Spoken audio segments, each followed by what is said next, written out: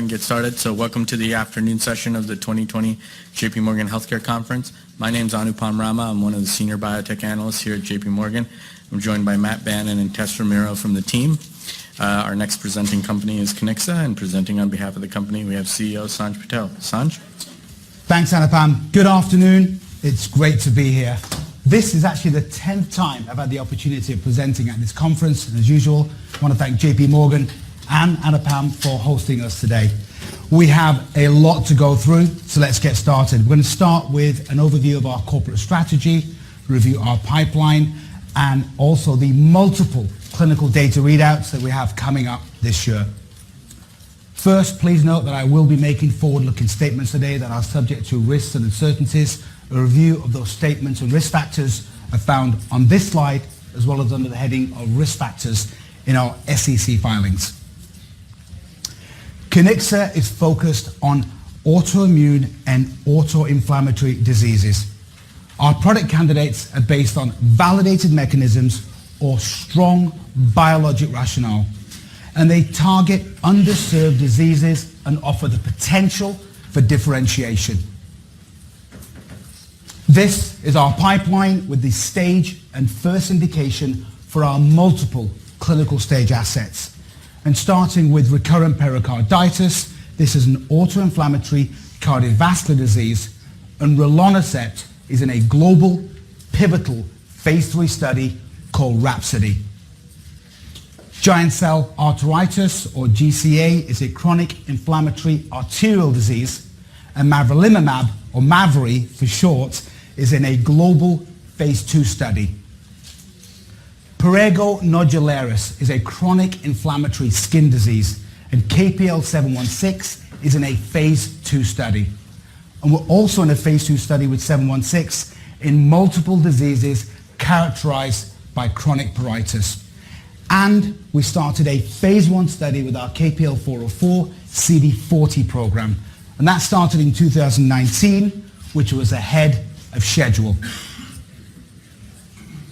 I mentioned that our clinical stage assets are based on validated mechanisms or strong biologic rationale. And to walk you through those mechanisms, IL-1 alpha and IL-1 beta are cytokines that have shown to play a key role in autoinflammatory diseases. And Rilonaceptin blocks the signaling of both IL-1 alpha and IL-1 beta. GM-CSF is a key growth factor that's involved in autoinflammation and autoimmunity, and mavrilimumab blocks the signaling of GM-CSFR. And IL-31 and oncostatin M are key cytokines that have been implicated in prurigo nodularis, and KPL-716 was designed to target both of those cytokines.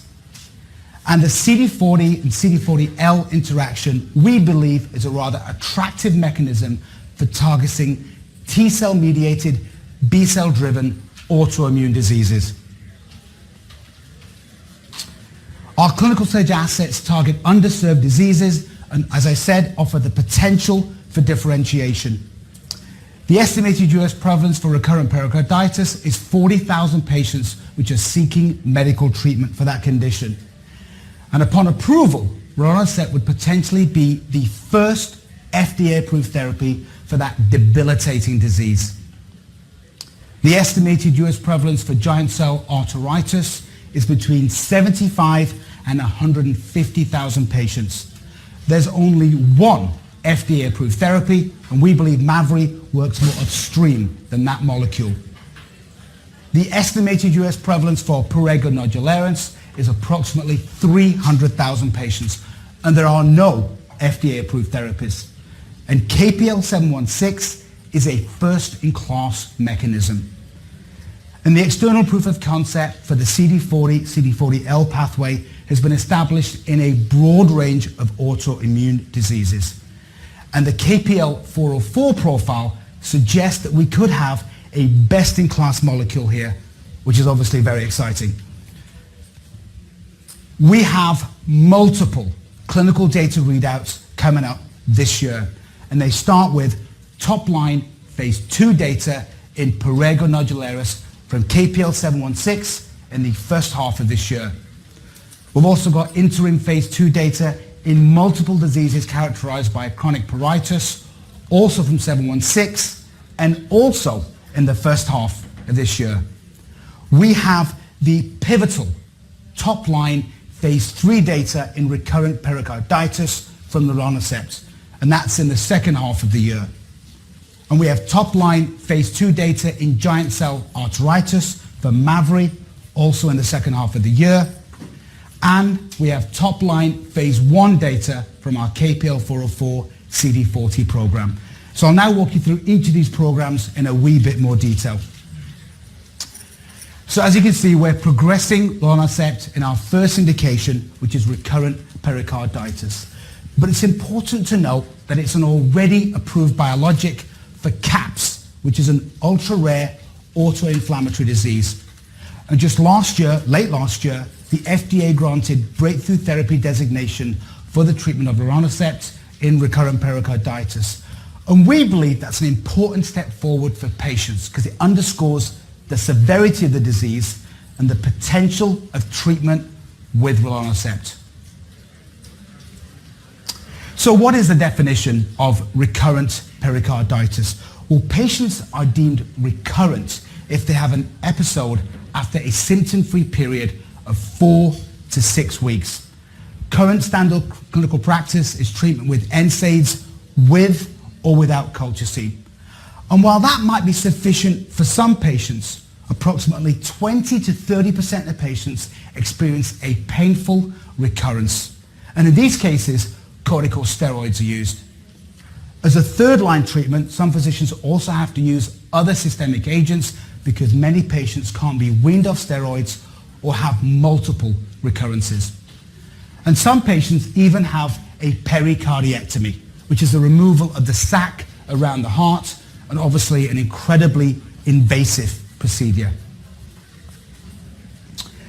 Recurrent pericarditis episodes are painful, debilitating, and highly disruptive to the quality of life of patients. And the key areas of unmet need that patients are seeking to address are the resolution of their episodes, the prevention of future episodes, steroid-sparing disease control, and improvement in their quality of life. In fact, physicians and patients often have to resort to opioids to manage their pain. And it's the sheer unpredictability and the severity of the disease that can often lead to significant anxiety and depression in patients. The clinical development plan for Rilonaceptin was designed to generate data on clinically meaningful outcomes. And our successful and completed phase 2 study provided the first evidence that Rilonaceptin could improve clinically meaningful outcomes in the phase 2 study. Importantly, the safety profile was consistent with the FDA-approved label for CAPS. I am happy to reiterate a press release we put out just this morning that announced that we've met our target enrollment for our phase 3 pivotal study, Rhapsody. We'll continue to enroll patients for a limited period to facilitate the number of primary efficacy endpoint events. And based on enrollment, we're on track to have the top-line pivotal data in the second half of this year. The full and final Rilonaceptin phase 2 data were presented at AHA just last November, and they were very well received. What you see here is a marked resolution of pericarditis episodes in symptomatic patients. You also see a rapid and sustained improvement in both the reported pain and inflammation, importantly, after only one dose. And there was a persistent and clinically meaningful response throughout the 6-month study. These data show the potential to discontinue corticosteroids without a pericarditis recurrence. In the middle, you see there was a decrease in the annualized incidence of pericarditis episodes while patients were on treatment. And on the far right, you see that we had an improvement in the quality of life scores. We are becoming increasingly excited with the potential commercial opportunity with Rilonaceptin. And that's based on our ongoing market research and our preparations for commercialization. Of the 40,000 patients that are seeking medical treatment for recurrent pericarditis, we believe around 14,000 of these are most addressable with Rilonacept. Patients fall into three main subgroups: refractory patients, steroid-dependent patients, and those patients that have multiple relapses. We plan to focus on all of those patients first because they have multiple unmet needs. And physicians have actually indicated an interest to treat across all of those subgroups. We've developed the commercial strategy. We'll plan to have a specialty cardiology sales force of approximately 30 reps that are calling on the high volume specialists. And they'll be supported by our current MSL, Medical Science Liaison team, as well as an efficient digital marketing effort. Based on our ongoing market research, we believe that patients will be treated for at least 6 to 12 months, and that's consistent with the data set that will be provided to the regulators as part of our sBLA strategy and filing. But on top of that, some physicians have actually expressed an interest to treat beyond that initial 6 to 12 months. And in terms of pricing, we expect this to be in line with the high unmet need in rare diseases. And the price for Rilonacept or Arcalyst in caps is $20,000 a month based on the weekly administration. Our first indication with mavrilimumab is giant cell arteritis. And this is a chronic inflammatory disease of the medium to large arteries and can often result in permanent blindness. In fact, patients are often on steroids for several years. I mentioned there's only one FDA-approved therapy for giant cell arteritis, and that's as an adjunct to steroid therapies, and we believe does not address the underlying cause of the disease. Mavri, however, is a GM-CSF receptor inhibitor, and there's a potential for differentiation because it acts more upstream. And importantly, GM-CSF is a key growth factor in giant cell arteritis and targets the upstream cytokine responsible for the disease. In 2019, we presented preclinical data that supported the mechanistic rationale for targeting GM-CSF in giant cell arteritis. At the EULAR conference in June, we showed data that showed that GM-CSF and its receptor were elevated in GCA biopsies compared to a control.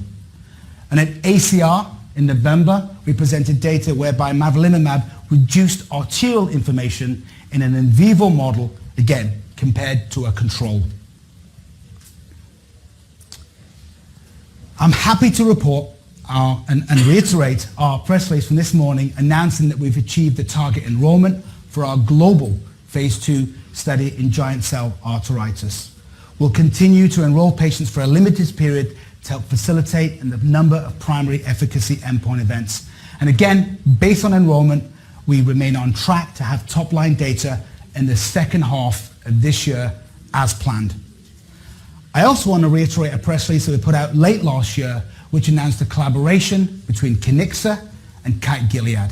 And this is to study mavrilimumab with Yescarta in patients with relapsed or refractory large B-cell lymphoma, and to see whether mavrilimumab could help with some of the CAR T-cell mediated inflammation.